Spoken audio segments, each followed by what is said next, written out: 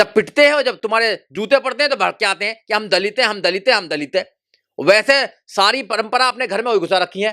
मेरी वीडियो जो भी सुन रहा है अपने घर में जाके देखियो, अगर जिन्होंने भगवान पत्थर रख रखे हैं, बाबा साहब डॉक्टर अम्बेडकर का कत्ल लिया हो, कत्ल कर रहा हो, हाँ कत्ल कर रहा हो, बाबा साहब डॉक्टर अम्बेडकर की आत्मा को कत्ल कर रहा हो, अपने आप को अम्बेडकरवादी ना बोले, रिजर्वेशन ना ले, वो गुलाम रहे कि हम गुलाम है, गुलाम रहे हो, तुम गुलाम थे।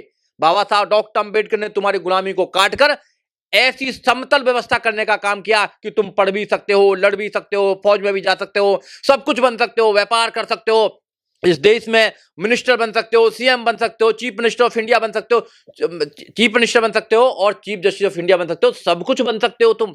पर तुम्हारी मोटी बुद्धि में ये बात क्यों नहीं आती है?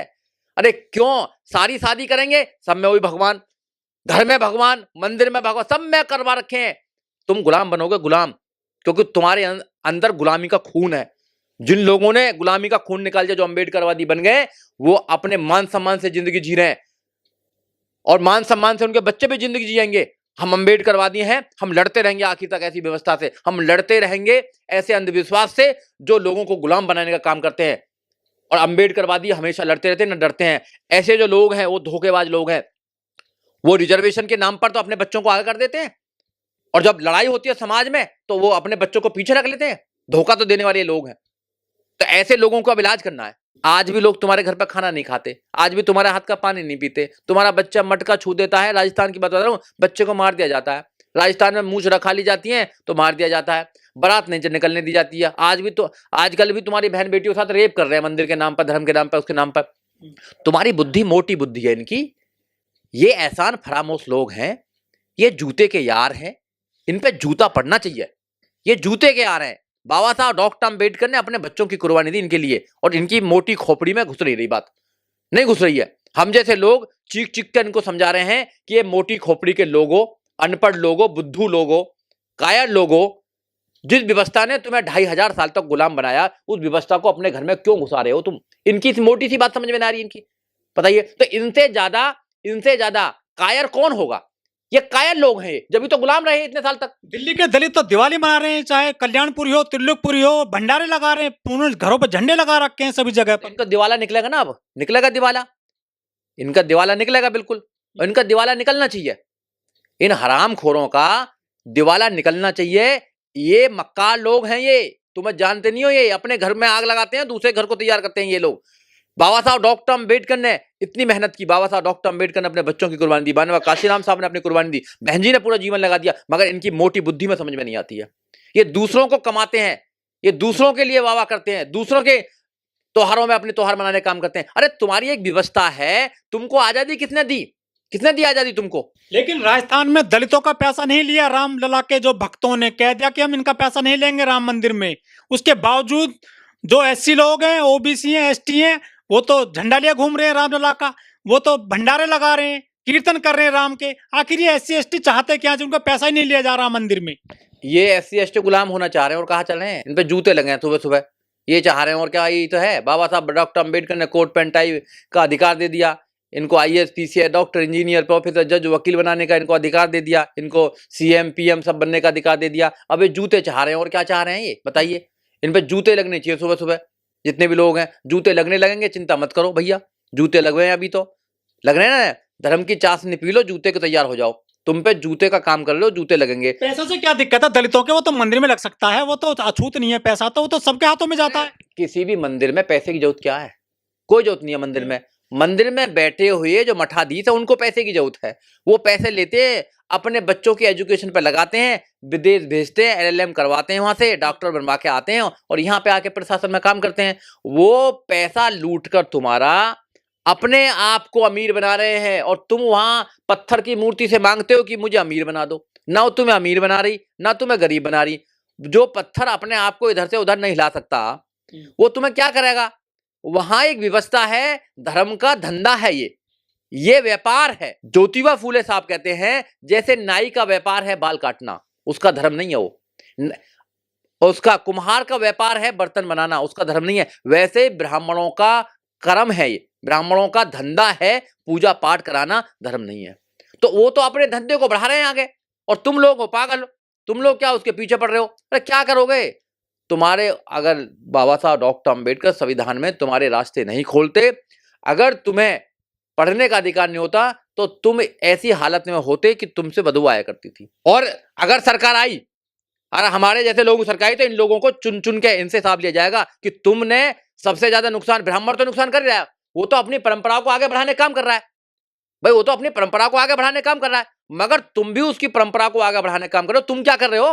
तुम बेवकूफो क्या कर रहे हो? तुम बताओ ना, तुमको कहां से आजादी मिली? संविधान से आजादी मिली या धर्म ग्रंथों से आजादी मिली? जब धर्म ग्रंथ थे तो क्या था धर्म ग्रंथ में? एक पढ़ सकता है, तुम नहीं पढ़ सकते थे, केवल ब्राह्मण पढ़ सकता है। एक लड़ सकता है, केवल क्षत्रिय लड़ सकता है, तुम नहीं लड़ सकते। केवल एक व्यापार कर सकता है, वैश्य व्यापार कर सकता, तुम नहीं कर सकते। तुम क्या कर सकते थे?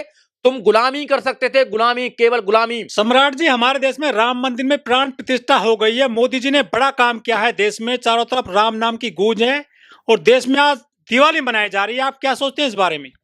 देखिए, देश में कुछ लोग दिवाली मना रहे हैं, मगर ज्यादातर लोगों का दिवाला निकल रहा है।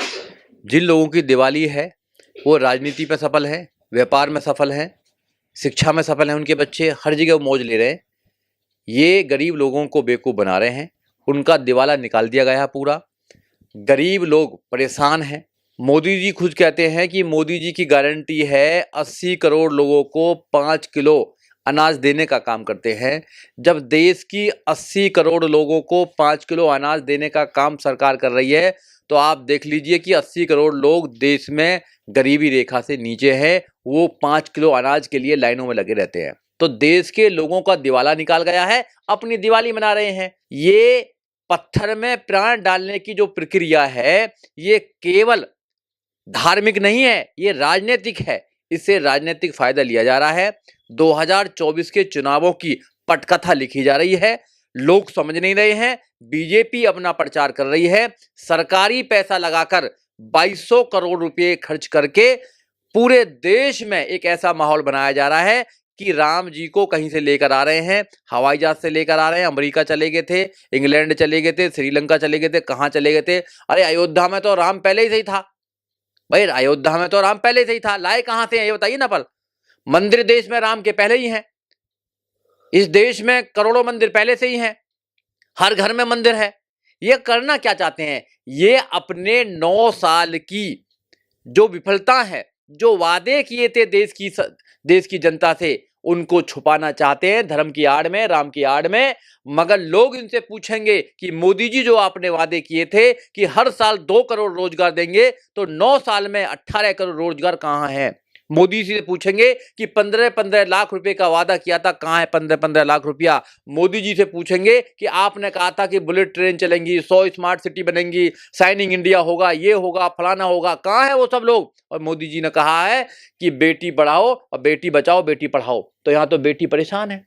तो मोदी जी उन सवालों का जवाब नहीं दे पाएंगे, इसलिए सबको धर्म की चाशनी में डुबोकर अफीम पिला दीजिए कि ऐसा कुछ हो जाए कि मोदी जी से कोई सवाल न करे और मोदी जी युग पुरुष बन जाएं। खुद मोदी जी ने जैसे राम को लेकर आए हैं। ये सरासर देश की जनता के साथ धोखा है, देश के संविधान के साथ धोखा है। संवैधानिक पद पर मोदी जी रहकर एक धर्म को अगर प्रमोट कर रहे हैं तो ये संविधान की हत्या है और कुछ नहीं है। जो ये कह रहा है वो बेवकूफ, उसका बाप बेवकूफ या उसका पूरा खानदान बेवकूफ। इंसान होता है, अवतार कोई नहीं लेता है। मेरी बात सुनिए पहले। चंपत राय ने बोली ये बात। मोदी जी जो है वो एक इंसान है।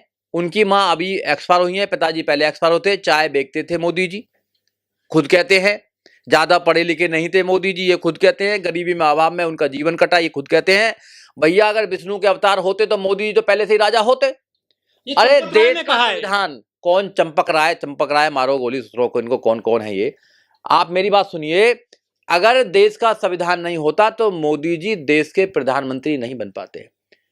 देश के प्रधानमंत्री जब मोदी जी बने तो सबसे पहले जब संसद में गए तो भारत के संविधान को सर से लगाने का काम किया, उसको नमन करने का काम किया। और मोदी जी ने कहा कि भारत का संविधान अगर नहीं होता देश के अंदर तो मेरा जैसा चाय बेचने वाला व्यक्ति, चाय बेचने वाला बच्चा, गरीब का बच्चा, मैं कभी देश का प्रधानमंत्री नहीं हो सकता था। धर्म के नाम पर अगर कोई आदमी कुछ बन जाता तो संविधान का सहारा नहीं लेना पड़ता। सरकारें संविधान से चलती हैं। ये चंपक राय, पंपक राय, ये सब दलाल हैं। ये सारे जितने लोग हैं, ये सारे ये भक्ति के चाशनी में डूबे हुए लोग हैं। ये देश के आने वाली जो हमारी जो वो है, हमारी जो पीढ़ियां हैं, उनको बर्बाद करने का काम कर रहे हैं। ये देश में जो खड़ी व्यवस्था है उसको दोबारा लेकर आना चाहते हैं। बाबा साहब डॉक्टर अंबेडकर ने, महापुरुषों ने बड़ी मुश्किल से अपने बच्चों की, पत्नी की अपनी कुर्बानी देकर हमारे जैसे लोगों को आजाद करने का काम किया। आज लोग समझ रहे हैं, बाबा साहब डॉक्टर अंबेडकर की बात को समझ नहीं रहे हैं, महापुरुषों की बात को समझ नहीं रहे हैं। अगर नहीं समझेंगे, अगर आप रास्ते पर नहीं चले, बुद्ध के रास्ते पर, अंबेडकर के रास्ते पर नहीं चले, तो आप फिर दोबारा गुलामी बनाने का आपके अंदर षड्यंत्र बनाया जा रहा। और ये षड्यंत्र अगर कामयाब होगा तो आपकी आने वाली जनरेशन है गुलाम पैदा हो। बहुजन दस्तक को लाइक, शेयर, सब्सक्राइब देखना मत भूलिएगा। जय भीम, जय भारत, जय संविधान, नमो बुद्धाय। धन्यवाद। चैनल आर्थिक समस्या से गुजर रहा है। अगर आप बहुजन समाज में बाबा साहेब अम्बेडकर और तथागत बुद्ध की विचारधारा को अधिक से अधिक लोगों तक पहुंचाना चाहते हैं तो हमें आर्थिक सहयोग प्रदान करें, ताकि हम अपने चैनल के माध्यम से देश विदेश में समता, बंधुता, एकता और संवैधानिक अधिकारों को ज्यादा से ज्यादा लोगों तक पहुंचा सकें। आप अपनी सहायता राशि नीचे लिखे खाते में जमा करा सकते हैं। खाता धारक गौतम रत्न, खाता संख्या 3169576865 IFSC कोड SBIN 0060336, बैंक भारतीय स्टेट बैंक। आप हमारे बैंक खाते का विवरण स्क्रीन पर भी देख सकते हैं। जय भीम, जय भीम। मैं गौतम रत्ना आपका बहुजन फिल्म प्रोडक्शन में स्वागत करता हूं और आप हमारे प्रोडक्शन हाउस के अंदर अपना कैरियर बना सकते हैं as a film director, as a producer and actor and actress and editor and cinematographer also. अगर आपको फिल्म से रिलेटेड कुछ भी प्रोजेक्ट आपको बनवाना है तो हमारे पास में पूरा सेटअप है, जिसमें फिल्म कैमरा है, शूटिंग लाइट्स है और एडिटिंग है। सारा A to Z एक ही जगह पर आपको हमारे यहाँ पर मिल जाएगा। तो दोस्तों, आप हमें कांटेक्ट कर सकते हैं हमारे नंबर्स पर 9810085714 और 8510005714। हमारे वेबसाइट पे विजिट कर सकते हैं www.filmserviceindia.com और हमें मेल भी कर सकते हैं gautamfilmsproduction@gmail.com पर। धन्यवाद।